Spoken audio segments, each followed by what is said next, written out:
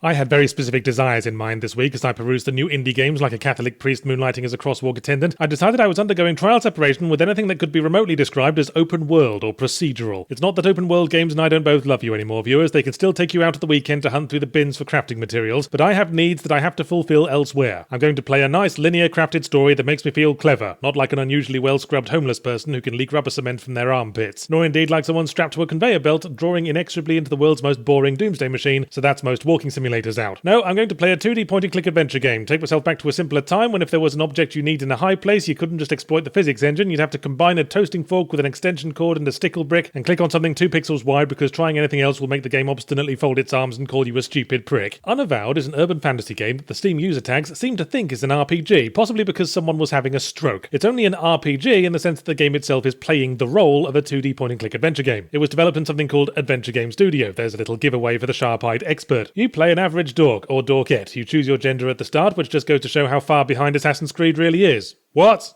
Oh, yes, I suppose getting to pick your gender is technically role-playing, but then again, avocado is technically a fruit, but you wouldn't put it in a fucking crumble. Anyway, you are some flavour of bland pleb with one of 3 bland backstories who gets possessed by a demon and goes on the rampage before they get exorcised by the Unavowed, a secret society of paranormal detectives pledged to fight evil. Gotta say, guys, that sounds pretty fucking avowed to me. Probably more avowed than most people. Also, it's rather a grand name for 3 dudes who share a flat, consisting of a genie, a half-genie lady with a big bum, and a bloke who does fire magic in a trench coat and a big hat, and an enormous sandwich board with the phrase, "We've read a few Dresden Files books" daubed across it. Anyway, now that the demon has put your bland pleb face atop the most wanted list, you have no choice but to join the Unavowed. You've got no supernatural abilities, or indeed any perceivable qualifications besides a very bland face, but I guess the washing up isn't going to do itself. It transpires that none of your new colleagues can so much as run a D&D campaign, so it falls to you to take the lead, recruit some new talents, and undo all the piss artistry your demonically possessed self imposed upon the city of New York. Now, if you have read a Dresden Files book, then you have my sympathies. Don't give up, there is always help out there, but if you have, then the world of Unavowed will seem very familiar. It's your fairly bog-standard urban fantasy. Magical races have lived in hiding among us for centuries and must be pretty fucking shit at it because literally every bookshop in the world has an entire section devoted to stories about them, bollocks. So it's a modern-day city full of demons and wizards and fairies and clumsy analogies to contemporary race relations. And as such, Unavowed is a touch derivative theme-wise, but I think that's forgivable as long as it's serving up an engaging enough little yarn. Having said that, I'm not sure if that's thanks to or in spite of the usual adventure game trappings. Some of you may know that I have some history with the adventure game studio community from way back. Basically, I hung around until they stopped feeding me like a feral cat, but also because I felt adventure games were too limited, and so was Adventure Game Studio, more to the point. You can have the loveliest art in the world, and Unavowed does have some lovely backgrounds, but there's always something dodgy about how the animations integrate. It doesn't help that every character in Unavowed spends 90% of their time standing like they're waiting for a bus on the street, waiting for a bus in the ethereal realm, waiting for a bus in the back of a speeding boat during a tense pursuit with a sea monster. Every character also has one action pose that they occasionally slide in and out of as naturally as an articulated sex toy, switching modes from sensitive to violent buggery. The broader problem with adventure games is that the challenge is having to navigate your way along one specific thread of logic. If it's too obscure, like you can only prod the angry octopus with the garden hoe and not the souvenir miniature of Nelson's column, then it gets annoying. But if it's too obvious, like the only things you can interact with are a fat dog and a hole shaped like a fat dog, then it gets boring. You've got to walk a fine line between solutions making sense but being obscure enough that you feel clever for figuring them out. Unavowed is more on the fat dog side of things. You only ever have access to small numbers of rooms, and half the time you can progress just by exhausting dialogue with everyone. I did feel clever figuring some things out. There's a bit with a duel where you have to find the loophole in the rules that springs to mind, but for the most part I rampaged through the chapters barely slowing down. Part of that might be because you can choose which 2 helpers to bring along each chapter, and so the puzzles have to be laid out in such a way that any combination of characters can solve them, which reflects thoughtful design and is all very impressive, but it's impressive in the way that plate spinning is impressive. Yes, very skillful, but I'm going to want that plate back soon so I can finish eating my dinner off it. See, when you're asked to pick characters, you don't have any idea what the chapter's going to be about or whose skills or experiences are most appropriate, so your choice is always going to be completely arbitrary. And unless you really do want to start a boys-only treehouse club, I'm not convinced it's worth it. But I'll get back to the story because I do like the game and I only want to piss on its shoes, not right down the back of its neck. It's about as deep a story as you'll get in an AGS game. Despite the limited locations, it succeeds in creating a sense of a much bigger world, largely by letting our imagination fill in the blanks. Bear that in mind, we happy few. Bear that in mind, Vampire, and every other game that tried to fully create a big world and ends up being about as fun and involving as pulling your trousers around your ankles and filling them with half a ton of wet sand. And while the Dresden Files style wizards in New York malign malarkey is basically the equivalent of Harlequin romance novels for lonely men in their 20s, I liked the characters. They all had rounded backstories, doled out both through implication and, yes, admittedly dialogue trees, but parceled effectively across multiple between-chapter downtime bits that don't vomit their GCSE results at you the first time you seem remotely interested. And despite a few glaring holes, the plot had some interesting twists, and in the end I was engaged. And that's all you can ask for, really. Well, it's not all. I could ask for a hand job, but I'm pretty sure you didn't bring the cream or the Long John Silver costume.